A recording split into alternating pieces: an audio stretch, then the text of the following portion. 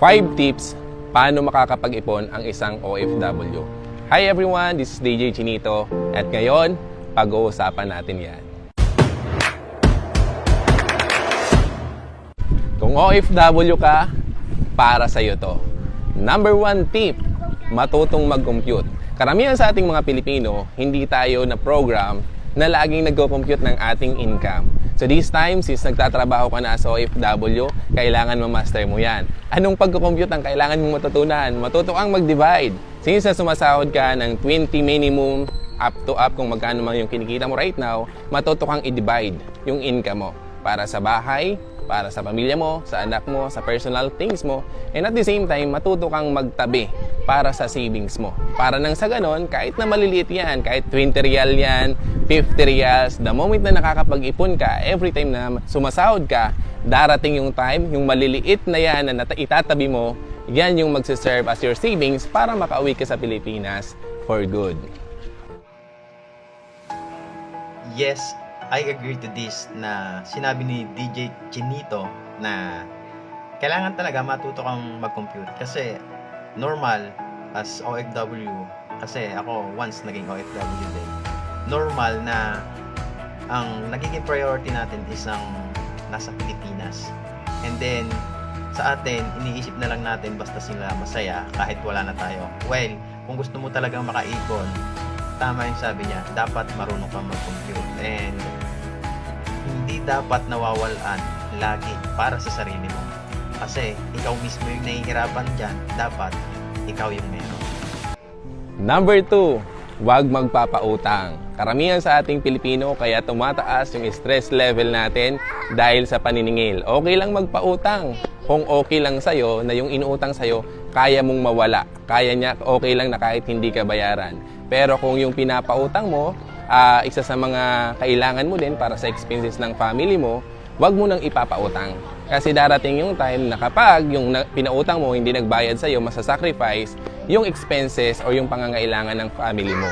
Since na limited lang naman, hindi naman ganun kalaki siguro yung kinikita mo dyan, kung mag-aiwasan mo yung magpautang. Kasi minsan ang pagpapautang, siya yung nagiging cause ng problema. Nasisira yung relationship ng magkakaibigan, even family. So, iwasan mo yon.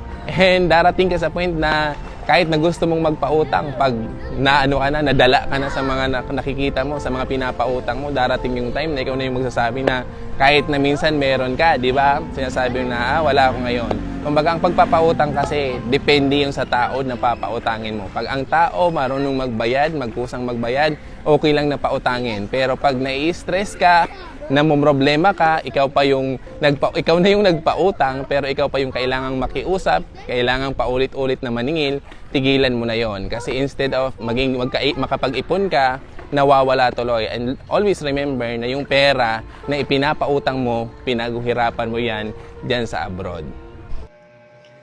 Kaya kung may utang ka, wala naman problema. But make sure mo lang na babayaran mo. Kasi bawat sentimo na kinikita ng isang OFW, pinaghirapan talaga, pinagpaguran, pinagpuyatan.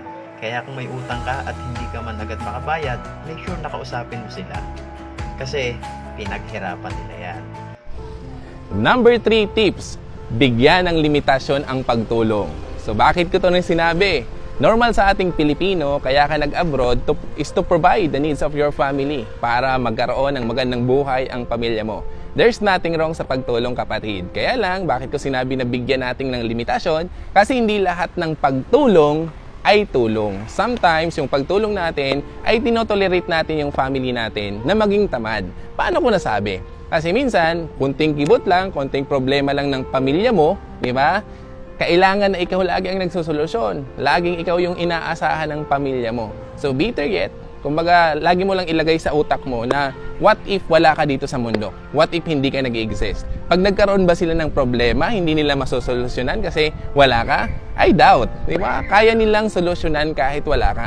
Nagkataon lang na every time na meron silang sitwasyon, problema, andyan ka para lapitan nila.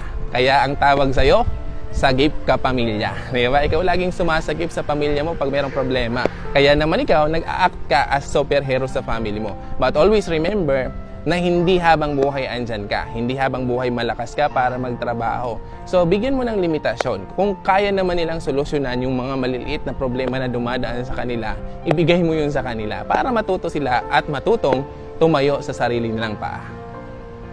At lagi mong tatandaan na yung mga taong tinulungan mo nung nasa abroad ka pa, do you think pag nasa Pilipinas ka na, matutulungan ka din ba nila? Kung sa tingin mo oo, din okay lang na tumulong. Pero lagi mong tatandaan na hindi lahat ng tinutulungan mo nung nasa abroad ka pa, matutulungan ka pag andito ka na. Yes, tama yon. Minsan kasi, yung pagtulong natin, yun yung nagiging reason kung bakit nagiging tamad sila. Nagiging independent sila sa'yo na dapat sila mismo yung magsusolusyon sa problema nila. Sobrang dami kong kakilala na ganyan na in time nang umuwi sa Pilipinas, halos ipagtabuyan sila. Like, may mga viral ngayon na ganun talaga yung nangyayari. So, ikaw, bilang OFW, kailangan mo minsan tiisin sila para matuto sila. Number 4 tips, have a goal. So, since nagtatrabaho ka na dyan sa abroad, dapat meron kang target goal. Dapat meron kang hinihit. Hindi pwede na kung kailan malakas ka, kailan kaya mong magtrabaho, sige magtatrabaho ka lang. So, dapat meron kang hinihit na goal na dapat 2 years or 4 years, 2 kontrata lang, dapat tapos ka na. Kasi the moment na wala kang goal, every time na sumasahod ka, padala ka lang ng padala sa family mo. And sa feeling mo, it's okay kasi next month sasahod na naman ako eh. Lagi mong tatandaan ang bilis ng panahon. Mararamdaman mo lang na, wow, ang tagal ko na dito, ang tanda ko na. Ilang years na din ako nagtatrabaho pero parang feeling ko wala pa rin akong naiipon, resibo pa rin ang naipon ko, wala pa rin nangyayari sa akin. So hanggang kailan ako magtatrabaho dito sa abroad? So dapat meron kang tina-target, meron kang siniset na goal sa sarili mo na dapat after 2 years, meron na akong na-invest, meron na akong naipon, meron na akong pangsimula sa kung ano man yung goal mo bakit ka nag-abroad. Or else, let's say that because of nagpapaaral ka, sabihin natin, pag napatapos ko na si panganay, uuwi na ako sa Pilipinas kasi napagraduate ko na siya.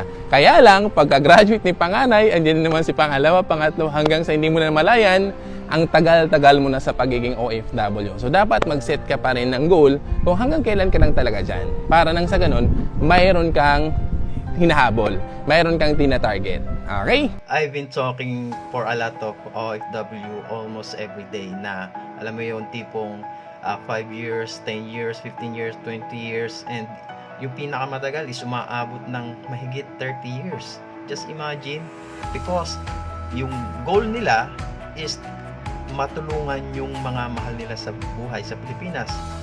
The wrong thing is that ikaw mismo napabayaan mo na yung sarili mo. Hindi mo na naasikaso yung sarili mo. Diba ang goal mo is magkaroon ka ng savings dyan, kaya ka nagpunta dyan, and para makauwi na, para sama-sama kayong buong pamilya. Diba mas masaya kung kasama mo yung pamilya mo na nandito ka sa Pilipinas na meron kang savings at kunikita ka. Number 5 tips, matutong magnegosyo. We know na hindi lahat tayong Pilipino, we are not programmed na maging negosyante. That's why nag-decide ka na maging OFW kasi nakikita mo na ang pagiging OFW, yan yung way para makaahon tayo sa kahirapan, para magkaroon tayo ng magandang buhay, maging successful sa life. But always remember na pag nagtatrabaho ka, you are there for you to survive. You are there for you to pay your bills, di ba? Para makabayad lang ng pang-araw-araw, mabili mo yung matrikula, pangangailangan ng family mo. Now, most of successful people nasa pagninegosyo. Aminin natin, sino yung nakakapag-travel, sino yung may sariling sasakyan, sino yung magandang lifestyle, sino yung may malaking savings, sino yung na-afford yung buhay na gusto nila. And I'm sure, kaya ka nag-abroad kasi malaki ang pangarap mo. Hindi ka naman magte-take ng risk, hindi ka makikipagsapalaran sa ibang bansa kung maliit yung pangarap mo, kung okay na sa'yo yung buhay na meron ka dito sa Pilipinas. I know nararamdaman ko na isa ka sa dreamer. Kaya lang, bali-balik ta rin man natin kahit tumambling ka dyan sa abroad, kahit na magsip-sip ka pa sa amo mo. Pag sinabi lang ng boss mo na 20,000, 30,000, 50,000 yung salary mo, yan lang talaga yan. So I suggest, matuto kang magnegosyo. There's nothing wrong. Kahit na wala kang idea, wala kang alam. Everything, lahat ng bagay na pag-aaralan. Lagi mo yung tatandaan, kapatid, lahat ng bagay na pag-aaralan. Walang malaki, walang maliit. The moment na willing ka na magbago ang takbo ng buhay mo, lahat naman natin sinusubukan, di ba? So this time, matuto kang mag-invest, matuto kang magnegosyo, matuto ka na aralin mo yung opportunity na pwedeng makatulong sa'yo. Na habang nagtatrabaho ka sa abroad, meron ka ng sinisimula na pwedeng mag-lead sa'yo para pag uwi mo sa Pilipinas, meron kang gagawin. Kasi ang question, sabihin natin after 2 years, 4 years, 5 years working as OFW, nakapag-save ka, let's say 300,000, 500,000 to 1 million, nakapag-save ka. Now the question is, pag umuwi ka sa Pilipinas, no work, no pay. Stop yung work mo, stop yung salary mo, pero yung gastusin tuloy-tuloy. Tama? Tuloy-tuloy yung gastusin. Kaya lang, pag naubos na yan, the question is, what's next? Anong sunod mong gagawin? Ikaw ba yung OFW na babalik ulit sa ibang bansa? Or ikaw yung OFW na magtatrabaho dito sa Pilipinas? But I doubt. Kasi pag sanay ka ng kumikita ng mas malaki, compare sa kinikita dito sa Pilipinas, mas gugustuhin mo na lumuwas ng ibang bansa. But the question is, hanggang kailan ka magtatrabaho? Hanggang kailan ka makikipagsapalaran sa ibang bansa?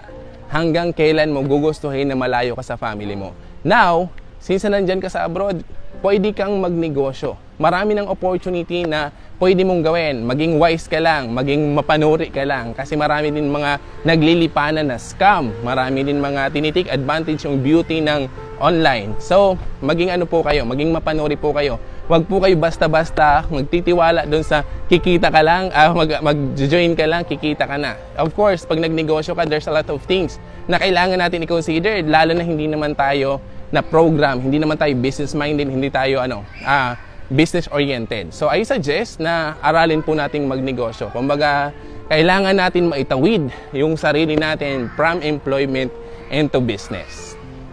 Now, if you're looking some opportunity na pwedeng makatulong sa'yo while working as OFW, kahit na 2 to 3 hours per day, meron kaming programa for OFW na kung saan tinutulungan namin na magkaroon kayo ng another source of income, at the same time, magkaroon kayo ng savings para mag-lead, para magkaroon kayo ng lakas ng loob na umuwi sa Pilipinas for good.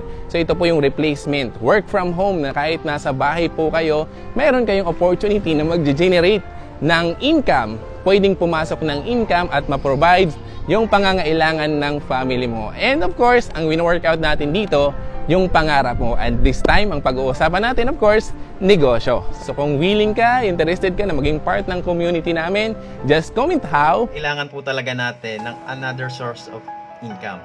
Okay, I've been in abroad for almost 8 years, and nung nakita ko yung ganitong klase ng opportunity, sumubok po talaga ako kasi sa sobrang tagal ko na sa pag-abroad, wala naman po talaga nangyayari. Laging out lahat, laging ubos lahat. So, kailangan talaga nating maghanap, and buti na lang, good thing nakita ko yung ganitong klase ng opportunity wherein nakapag for good sa akin.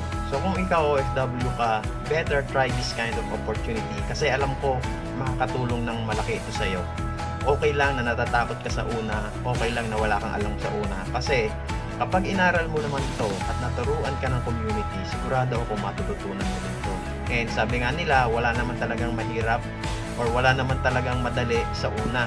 Lahat naman talaga, kahit saan, kahit sa trabaho, negosyo, or anything, lahat naman po talaga mahirap sa una.